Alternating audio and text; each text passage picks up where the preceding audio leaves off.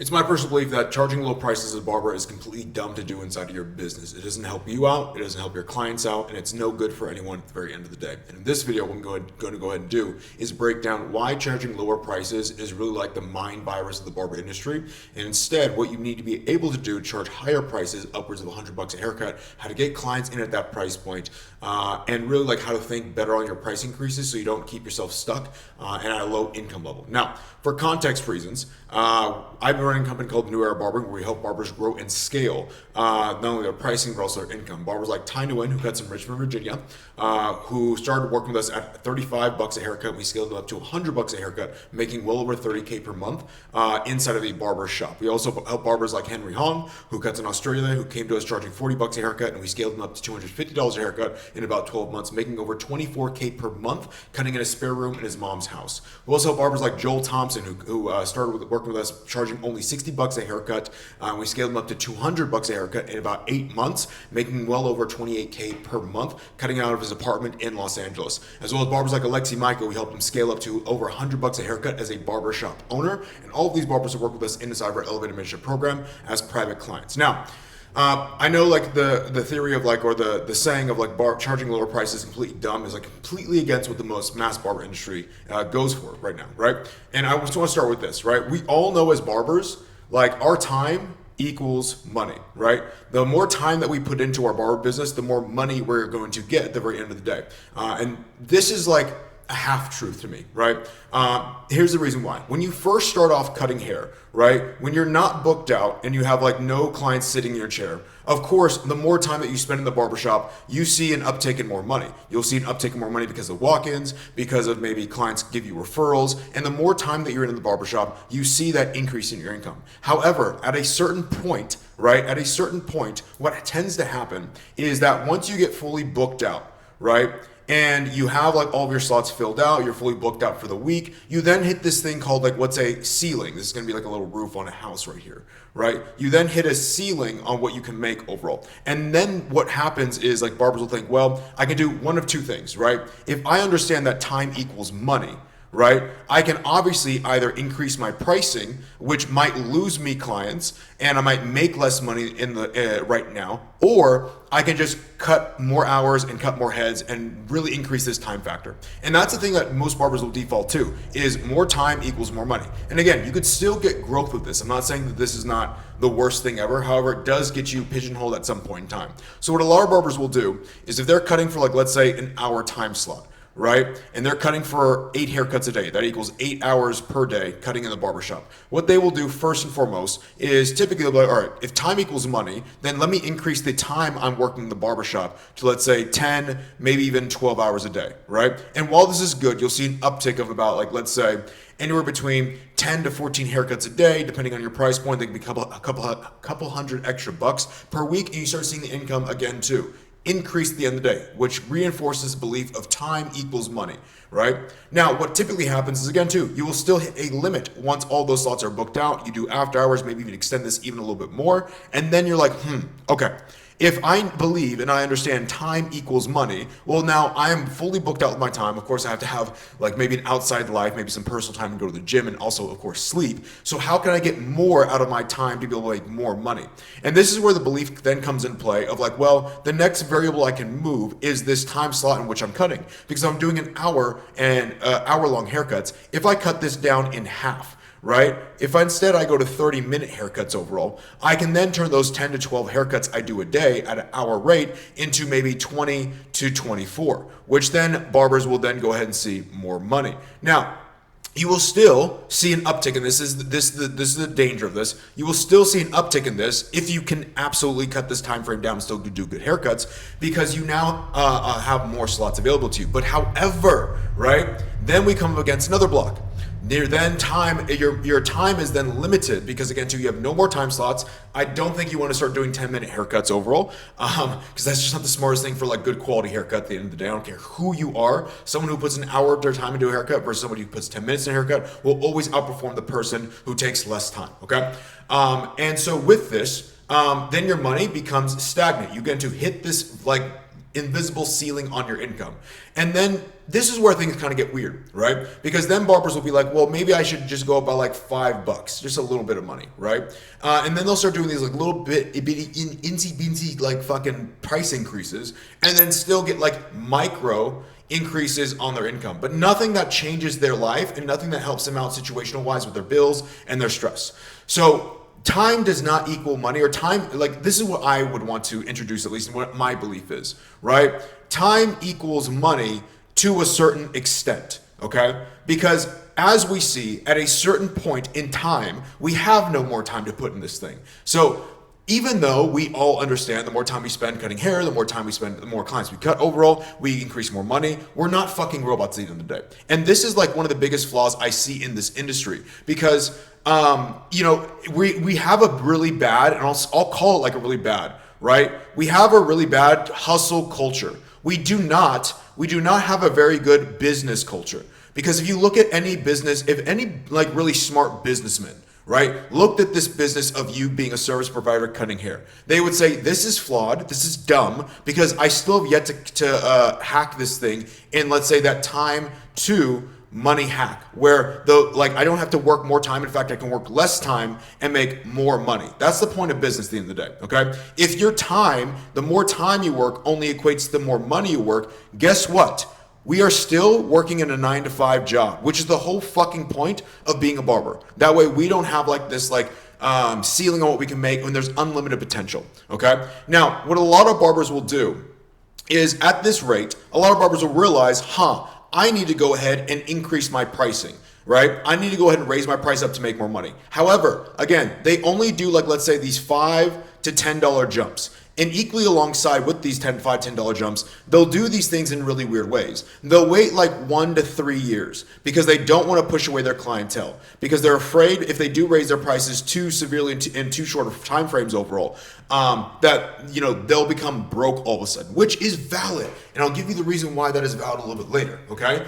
This is a very valid feeling, because again, too, if you cannot refill the business back up again, if you go hike prices way too far up, you will lose money at the very end of the day. So they go this thing of like 1 to 3 years. And what happens is what I like to call these OG barbers, these guys who've been cutting hair forever. It's the guys that we kind of listen to for advice when we first start coming in the barbershop, because we have no one else to listen to, and we're just like, who's been doing this the longest, who seems successful, let me listen to you guys. They will preach this model right here. They will preach this whole entire thing as like the God level thing to like follow, because that's what they did. And of course, like, why would somebody say, hey, like, don't do what I did overall? Especially again too, if they like have like some type of like influence, they feel good overall about themselves. Like this is like where things can get really muddy. However, what I always looked at back on, because when I saw this as a barber, I was like, okay, I'm going to listen to this because I've nobody else to listen to. However, I just started thinking on this thing, right? If this was the way the OGs were running their business, and they've been doing this for 10 plus years, right? Going up on prices, $5 or $10, 1 to 3 years overall. Why are they still broke? Why are they still charging only $5 or $10 more than me? Why do they have no free time? Why are they still stressed out over bills, complaining over bills? When again too, they're like basically preaching that this is the thing that needs to run their business. And it always confused the hell out of me. And it was almost like very frustrating, because I'm like, why would I follow this when I can see the long-term effects of this, of doing this for 10 plus years, and I see the result where I'm still going to be stressed out for money. I'm still not going to be a place where I'm financially free, and I'm still going to be strapped to the chair 7 days a week, 24 hours out of the day. That doesn't make sense to me whatsoever. And I just thought there has to be a better way for this thing to go, right? And at the core issue of this all comes down to bad thinking. Okay? And I'm very big on, like, as a business owner, if you can't think good and can't think cleanly, can't think from first principles, right? Then all of our decision making process will be flawed at that point in time. Okay? We're just gonna, like, again too, if you think like, let's say if you go to the gym and that you think that you can't gain muscle, and you can only gain muscle by curling 5 pound dumbbells and bench pressing 5 pounds. you're never going to go ahead and build muscle no matter how much you believe in that thing. And that's kind of what we're doing here. A lot of barbers think that this is going to get them financial freedom, but they're curling 5-pound dumbbells trying to get ready for Mr. Olympia when that's never going to happen, right? And what I did is instead, I just looked at, like, let's say what the rest of the barbers are doing in the industry who are making really good money. And all of them had one thing in common, right? They all were charging higher price points, and they weren't like cutting faster. Right? They weren't doing 30-minute haircuts. They're doing 1-hour haircuts overall. And they were doing a better job and giving a better product and being able to charge a higher price point. Now, why I still think like this model is flawed, because again, too, you still might be thinking, well, Daniel, but again, too, I don't want to drive away my clients, blah, blah, blah, blah. I get that, okay? But the core root issue isn't the pricing factor behind this as to why you're going to drive your clients away and why you're going to be broke, okay? Like, regardless, there's barbers who charge more than you who have booked out clienteles, and barbers who charge less than you who don't have booked out clienteles. It's not a factor of, let's say, time that you spend to be able to raise prices. It's not a factor of how fast you cut. It's not about how cheap or how many days per week you're working overall. The only factor that correlates to being able to raise and charge higher prices is one thing. What is the velocity that you can get new clients into your business, okay? That is the only thing. Because if you can get new clients into your business, you will not worry if you go up beyond this $5, $10 price point. If you go up by like $15, $20, $25, $50 price jumps overall, you will not worry about losing clients, right? Because you understand you have a system to replace those clients with. And that is exactly what, again, too, for Tino, and we took them from $35 a haircut to $100 a haircut. And we did that in about a 12-month time span. Most barbers would look at that and be like, oh, I probably need to do like 5 or 10 years of work before I can charge $100 a haircut. That's so out there. It's really not, right? Henry Hong, for instance, we come from $40 a haircut all the way to $250 a haircut in about 11 to 12 months. Joel Thompson, from $60 a haircut to $200 a haircut in about 8 months. Alexi Michael, over $100 a haircut in about like 3 to 4 months as well too. And the only reason why is because we did not focus on cutting down our time. We did not focus on cutting hair faster. We did not focus on cutting more days per week. The only thing we focused on was getting new clients. And in business, it's all about like inputs and outputs, right? For instance, if I go ahead and if I, let's say, were to type on my keyboard right here and type a K, that is an input. I am typing and pressing a button. That is my input of typing the K button. The output that I would see is on the screen. If I was on a dock, I would see a K show up. That's an output wise, right? And so if we want the output of higher price points, we must understand what that input is to press down on and to repeatedly over and over again. Therefore, if I want only like, let's say, O's all over my screen, I would press and hold the O button for as long as humanly possible to get all of that output. And the same thing is what comes with our focus and what we need to be doing inside of our business. When we make the thing about, like, let's say our skill set, right? Our skill set does not correlate to more charging higher price points and getting more new clients in. You will just have a better skill set that no one knows about, okay? The only thing that matters is getting new clients in, and more importantly, getting new, I'm gonna draw a terrible thing, but getting new eyeballs onto your business and seeing your business each and every single month. Because again, too, think about it like this. Let's say we take 2 versions of yourself, right? One version of yourself gets 100 new eyeballs seeing their business each and every single month, and the other person gets 10 million new eyeballs seeing their business each and every single month. Who do you think is going to be able to, number one, get more new clients in, charge higher prices, and make more money at the very end of the day? If you don't say anything but this, I think you need to go to a fucking psych ward, because it is obvious to everyone. The business that is most well known, the business that is marketed the best overall, is going to have the more new clients in the business and the more market overall, right? Think about it like this. There's probably plethora of different Coke drinks out there, right? Let's say again too, there's Pepsi, of course, there's Coca-Cola, there's like probably some smaller brands as well too, some smaller unknown brands overall. But who reigns like supreme in this overall? Coca-Cola, right? Why? Because every motherfucker knows them. At any venue you go to, guess what you see people carrying around? A Coca-Cola, let's say, drink overall, or a beverage. Even though it might not be Coca-Cola in that beverage, it might be Sprite, you see that branding and you become aware of it. So if you ever think, I want a Coke drink overall, you would first instinct go to Coca-Cola. Again, too, you might not even go to Pepsi. Again, too, there's people who like Pepsi overall. Those people might be fucking weirdos in my personal opinion. Anyways, that's besides the point. Again, too, the core root issue of this is not, again, too, you need to spend more time. Because, I'll put it like this. If spending more time, like 10 years, would equate to all of a sudden you magically charging $100 a haircut, let me ask you this, and this is what I just simply thought. Why the fuck do all these OG barbers who've been cutting for 10, 15, 20 years, why are very few, if any of them, charging $100 a haircut? There is a disproportional, maybe again too, I'm not going to say there's no barbers that cutting 10 plus years charging $100 a haircut. There definitely are. But why is there a disproportional amount of barbers who charge well below that, maybe even same price point as you, who've been cutting for way longer than you, who, again too, maybe charge around the same rate? If that is flawed to me, right? And this right here, again, too, the $100 price point, it's not like it's unattainable. It's just the way barbers and the way most barbers think, and maybe the way you're thinking of how to get to this point of taking more time, having better conversations, improving skill set. If this thing worked, our industry is way fucking, it is so, I don't want to say call it old, but it's a very mature industry that's been around for a while, that we have enough data to say that this time thing does not correlate to higher price points. However, right? So I've started my company back in 2020, and I'm pretty sure since that point around COVID time, you have personally seen so many barbers on social media, and these younger barbers who've been cutting way less than you, less time than you, who are less skilled than you, who are all of a sudden charging way fucking more than you, and they're making also way more than you as well too. For instance, Time to Win making $30K a month. Henry Hong made $24K a month. Joel Thompson over $28K per month. Alexi Michael, over $20K per month, all from working with us. And again, too, we did not focus on anything like, hey guys, spend more time on this thing. It all came down to how can we market new clients into their business at the very end of the day. Now that we kind of have that thinking clear, because we understand now that time does not equal money, it equals money to a certain extent. The only thing that equals more money is inputs and outputs on the correct thing overall, okay? The next thing that you kind of want to understand is like how to not raise prices. Well, number one, we don't want to go ahead and just raise prices off of, like, let's say, waiting 1 to 3 years, right? Because I think this is the most insane thing to me. I've talked to barbers. I was talking to a barber the other day where in the last 5 years, he only went up by $10 and he's stressed out for money. And it's like, he's been cutting for a fucking long time. Why the hell would we follow this model when we can see this is clearly broken? It doesn't work, right?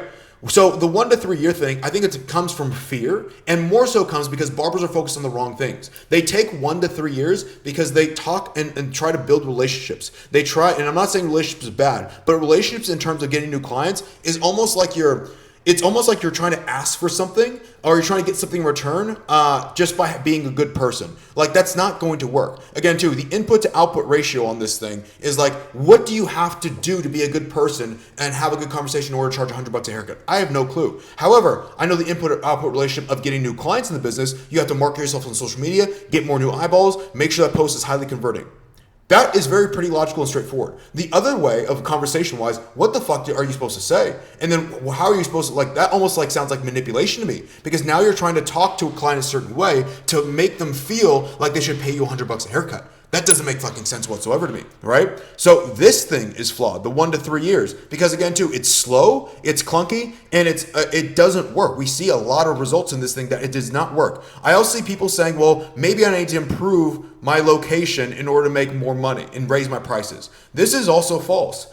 Henry fucking Hong charged well over $250 a haircut, cutting out of his mom's spare room in his house.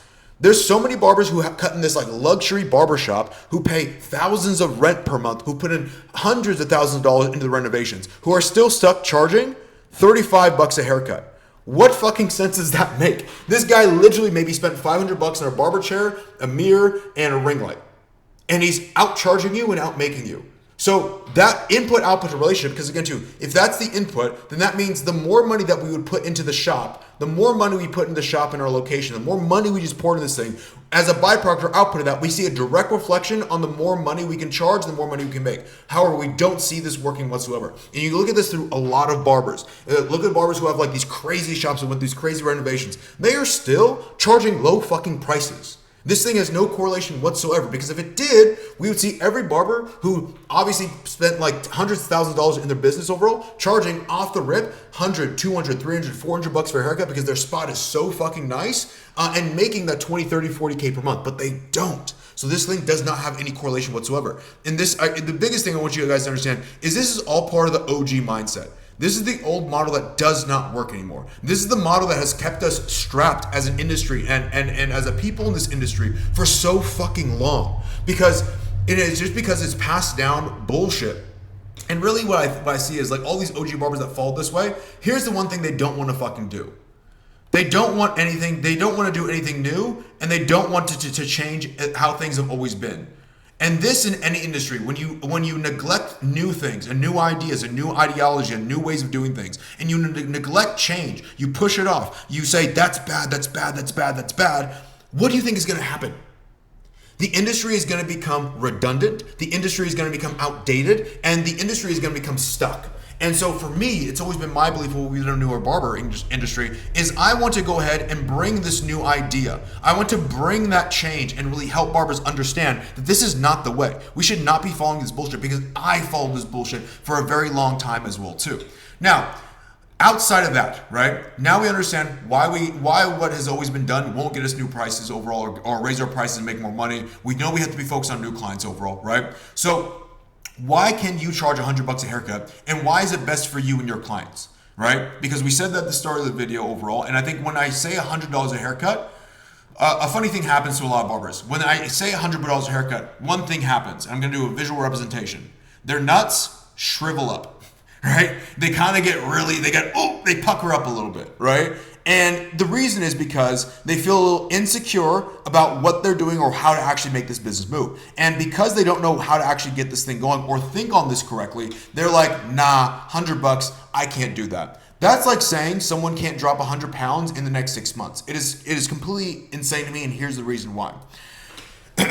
I think a lot of barbers think when they're charging, let's say, $35 a haircut, and I say we help barbers charge $100, or we got Ty to go from $35 a haircut to $100 a haircut. We got Henry Hahn to go from $40 a haircut to $250 a haircut. For some odd reason, and this is like complete nonsense to me, for some odd reason, every single barber thinks that, and it might be on me because I don't explain this enough, but I thought it was like super logical and super like straightforward, but obviously it's not. Common sense is not common knowledge. Common sense is not common knowledge whatsoever.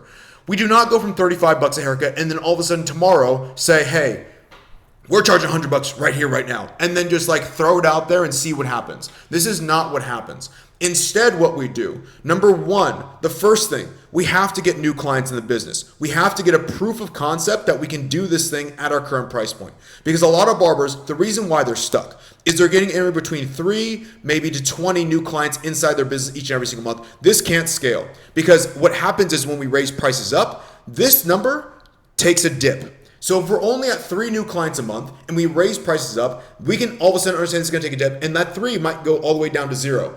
And now we have no new clients coming in, we can't increase our income, and we just lost a fuck ton of our clients. Yes, that is scary. So we have to get this proof in here, because if we can, typically for my guys, whenever I'm working with a barber, I want them around 50 to at least 100 new clients per month before we even think about getting new clients. Now, just because we're getting 50 to 100 new clients a month does not mean we all of a sudden raise prices up. There's more data behind this that we have to look into. This is just the starting point. Without this, no price raise can increase overall. Because if we're getting 100 new clients a month and we raise prices up by 15 or 20 bucks, and this decreases to, let's say, 60 new clients a month, that's still pretty fucking good, right? In about, let's say a barber can only do maybe, let's say, at max 180 haircuts a month overall. In about 3 months, if we're still getting 60 new clients a month, let's do some simple math. 6 times 3 is 18. 60 times 3 is 180. In that next 3 months, we will rebuild our full clientele all the way to the max and be really overfilled if we continue getting 60 new clients a month inside of our business, right?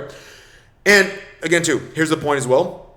If you're doing 180 haircuts and you raise it up by 15, 20 bucks, you might drop this down, to 120 overall. And because we can fill this business back up again, we can probably get refilled back up in about 30 to 45 days. As long, my handwriting's terrible in there. I'm sorry, my hand just cramped on me. But like this is how we're able to grow and scale barber businesses, because we focus on the new clients overall. Number 2, we have to have data. Okay, data is a very big thing that no barbers like really look over. And here's the reason why. I know a lot of barbers are like, damn, I've always heard you talk about data, but I don't understand why is it important. Here's why it's important. If you don't know the data of your business, you don't know the health of it. It's almost like, so I work with a health coach right now, right? And about every 2 to 3 months overall, I have someone come to my apartment overall and actually take my blood work. So I get blood work done so we can see and assess what's actually happening inside of my body. That way we can like see, okay, do we need to change something up on, let's say, the routine? Do we need to change something up on the diet? Do we need to add some more supplements in? Because we want to understand where my body is at. Because if, over the last 2 years with, let's say, all the workouts we've been doing, all the supplements we've been taking, all the compounds we've been doing as well too, if I don't check that thing, I can become very unhealthy because I have zero awareness. And then I'm just throwing shit at the wall. And so if you don't have data, it's almost like you're trying to like, let's say you're all of a sudden you get on TRT or growth hormone or whatever else, you're taking all these supplements, and it's like you're doing all that stuff, but you don't see the output or the effect it has on your business, and also what it's helping and versus what it's hurting, what you're lacking. You don't know what to supplement for that. It's the same thing in, let's say, your business. If you don't know the health of your business, you don't know, let's say, the problems of what's going on in your business. And I'm very big on this. There's always 2 problems that we always need to solve for as business owners, because business just comes down to solving 2 problems. If you can solve 2 problems in your business, you can grow the business. The first problem is the problem for your clients. This is what you solve with your service, and this is what you do inside of like your haircut overall or for whatever else, right? Amazon, for instance, solves the problem of fast shipping and wide variety. You can't go anywhere else, right? And the easiest way to buy things overall is via Amazon. They've solved that problem. So instead of going to different department stores, driving around, taking a whole day out of your week, trying to find this one item, you could literally take 5 minutes, go on Amazon, search for it, and then buy the thing. And more importantly, they also solve the issue of making it easy to check out. So instead of having to enter your card info every single fucking time on that fucking thing, which gets annoying as hell if you want to buy, they implemented one-click buy, right? Where it's like you find it, you press 1 click, and it's on its way within the next 2 days. Maybe the next 24 hours. They solve that problem, which again too, for clients overall, which is why they make a fuck ton of money. But you also need to solve problems in your business, okay? If you don't solve the problems in your business, like the constraints in your business, then you will never be able to grow. And without data, it's like you won't know what the problems in your business are. Just like without, like, let's say a blood work panel, you won't know the problems in your health that are currently going on. You're going at this thing blindly, having a random diet that doesn't work and align with your body, how it works, how your digestive system works. It doesn't work with, like, say, how your insulin sensitivity is. All this thing will be thrown off. So we have to understand the data, okay? Data meaning, like, let's say one area is like our finances, right? How good are we? Because we don't want to be able to raise prices up if we have, like, let's say less than 3K in the bank, because then we're on fucking like life alert. We need more money in the bank to give us like stability, so when we do go up on prices, we can still, again, to if anything goes wrong, we're still a-okay on bills. We don't want to have like this Russian roulette type of business overall, and we don't want to guess on this thing. We also need to understand what's happening in the marketing at a very deeper level. What is like conversion rates? What's actually happening on the marketing overall? That way we know at the end of the day, when we go up in price points, everything's going to take a hit.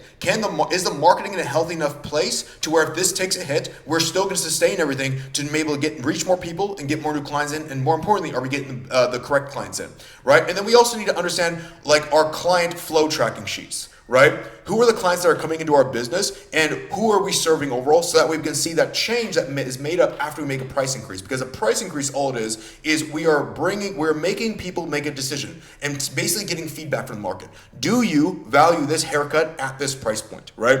Based on what they say, we can then use all this data prior and after we go up on price points to help us improve the marketing. So even if we take the hit of our clients drop from 100 new clients a month to 60 new clients a month, we can spot the problem, what's happening inside of here, and then start working to fix the problem, to then take this 60 new clients a month and turn it back into 100 new clients a month in the next 60 days or so, and we're just pumping away overall, okay? So first of all, we need proof. Second, we need data. The third thing we need to have in here, and I'll just kind of put this in here as well too, is we need to be in the correct mental frame, right? When we go into price increases. Because a lot of barbers will get scared to raise prices, which is valid because, again, too, the model that they've been using is outdated and makes them fearful, right? But we need to have the correct mind frame. We need to be very solid in how we think and see about business. Because if you are thinking, if charging higher prices is bad for my clients, right?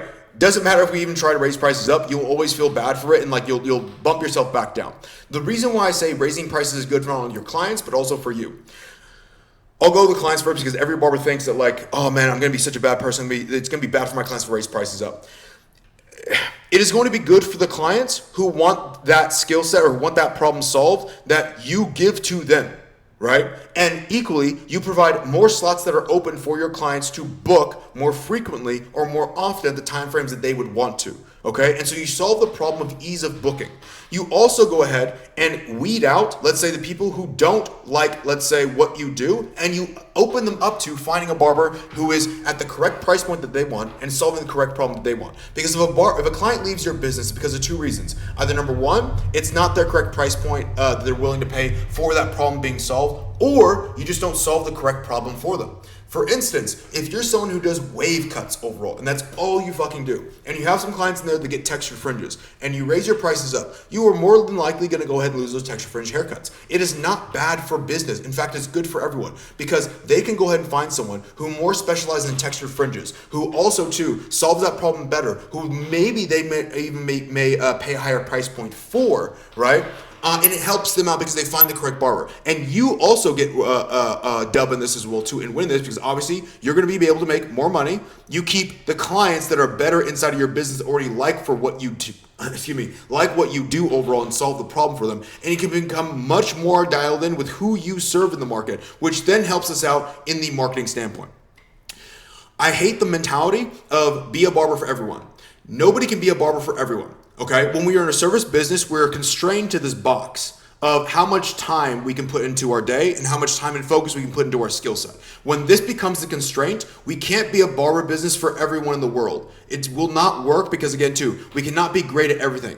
You can have anything in life, but not everything. Okay, you can be great at, you can be at anything you want to, but you cannot be great at everything. It is a core principle of focus, right? I've never seen someone who is like, let's say, excelling in business and excelling in personal life or excelling in their social life. There's always imbalances in this thing, right? And you must pick and choose which one you want to be great at because all great people, right? Kobe Bryant, great at fucking basketball. Michael Jordan, great at fucking basketball. Personal relationship wise, like you can hear stories, they're not the best at that personal relationship side, right? Kobe Bryant, no friends, very few. Michael Jordan, basically he was an asshole to everyone, right? But they were great at their thing and we all look up to them because they were all had one focus on one thing. And I'm going to tell you this, you're like, well, I don't know if I want to alienate people. Well, the people you look up to, every single person you look up to ever who's ever amassed anything great has been disproportionately good at something and disproportionately bad at other things as well too. And the thing is that they are okay making that trade-off because the other trade-off is you're okay and average at a lot of things, but not great in one thing to get you your goals, dreams, and desires. And to me, I never want to leave fucking potential on the map for me whatsoever, okay? So this leads into how can we charge $100 a haircut. We talk about why it's good for everyone. It's good for you because you're not going to stress out over money. You're not going to stress over bills. You're going to get paid for what you're worth at the end of the day. The barbers, the clients who do leave your business at the end of the day, if you do raise your prices up from 35 to 50, 50 to 75, 75 to 100, eventually they're going to opt out if they don't feel like that you solve their problem perfectly, which opens them up to a better barber at the end of the day. Now, if you're worried about the relationship side of thing, right, you can just absolutely like stay in contact with that client if you really value the relationship and go out to fucking lunch with them. They don't have to be, if it is really about the relationship, think about this. Why do they have to pay you for you to be like feeling good about the relationship? Why do they have to pay you inside of your business for you to have a good relationship? That to me seems like a little bit of manipulation. That to me seems like it's a little bit off in the thinking overall, right? You are asking for them to give you something for therefore to be a relationship overall, right?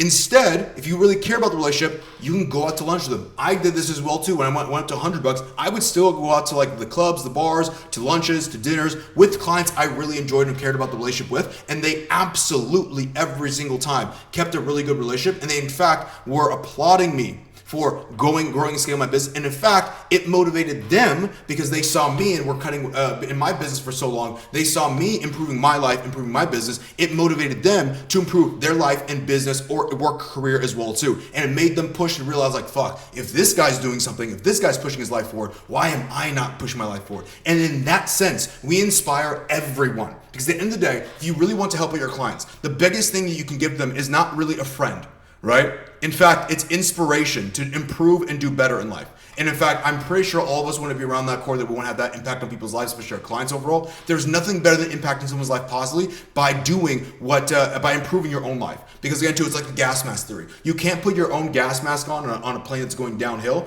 You can't put the gas mask on someone else first. You have to help yourself out first in order to help out other people as well too. And it's the same thing in business. You cannot help out other people. You could not help out your community. You could not help out your loved ones until you put yourself first.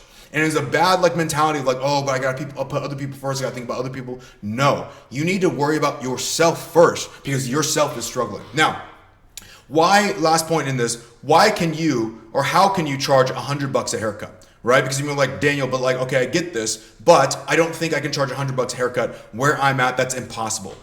Bad thinking. Stop that bullshit, right? Instead, again, too, let's go back up to our thinking right here of 100 people versus 10 million people, okay? So what most barbers do with their marketing and their business, okay? They will stick in this 100 people, let's say, we'll call the 100 people as this little circle right here, right? In their small town vicinity. Out of this 100 people or whatever in the small town vicinity, this is your reach of potential new clients you can get in your business. Yes, you are going to be limited to the number of people that are willing to pay $100 a haircut because of just how many people are even inside the circle. However, if you have 10 million people that you're reaching, I might have to blow this up, right? If you have 10 million people, this isn't even this correct scale, but play with me on this one, right? 10 million people, right? How many more people? And it might be the same type of people in this. You might have a couple, maybe 5 people in this box. If that is 5, I couldn't even imagine how many people in this vicinity of 100 million or 10 million overall are willing to pay $100 a haircut. For sure, there's more than, let's say, 150 people inside of this 100 million people reach that are willing to pay $100 for a haircut inside your location. And you're like, well, where are these people at? Well, they're not let's say in a 5 to 10 mile radius from you. Instead, they're in a 5 to 10 hour radius of you, okay? And if we take let's say somebody like Ty Nguyen, who cuts from Richmond, Virginia, was charging $35 a haircut. We scaled him to $100 a haircut, making over $30K a month. He was getting clients. You can watch any of his videos. He was getting clients. First of all, look at these fucking results. This is insane, right? But he's also getting clients, if you watch the videos, who are driving 3 hours, 5 hours, 10 hours. I've even seen a client on his page drive over 13 hours away just to get a haircut from him at the $100 price point. Now think about this, right? In this wide range of, let's say this is 13 hours, right? In this wide range of 13-hour radius that we're going towards, right? How many fucking other barbers and barber shops, that could be solo studios, could be actual barber shops, could be home studio barbers, are in this 13-hour radius from Richmond, Virginia? Probably a fuck ton. Right? So why do these people come to Ty to pay him $100 a haircut? Because equally, all these barbers here, probably 97% of them, or you see 99% of them, charge lower prices than Ty.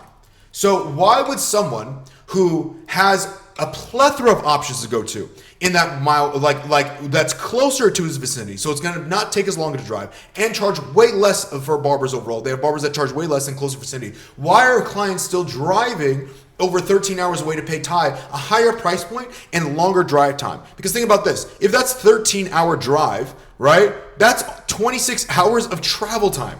That's insane. So you're just taking over a full day of driving straight plus an extra 2 hours just to get a haircut, right? You can easily get a haircut somewhere else. But why do they come to Ty? Because Ty does one thing that we harped on earlier. Ty solves a problem that he gets out to a lot of people, right? And people see that and say, I have not seen anyone solve this problem anywhere else in my location or in my vicinity overall. Therefore, the $100 price point and that 13-hour drive is no problem for me. I'm willing to make that. And the thing is, you might be thinking, but wow, I'm sure I'm in that, I might be in that vicinity of 13 hours. I feel like I solve a better problem and cut hair way better and charge way less than Ty. Well, here's the thing.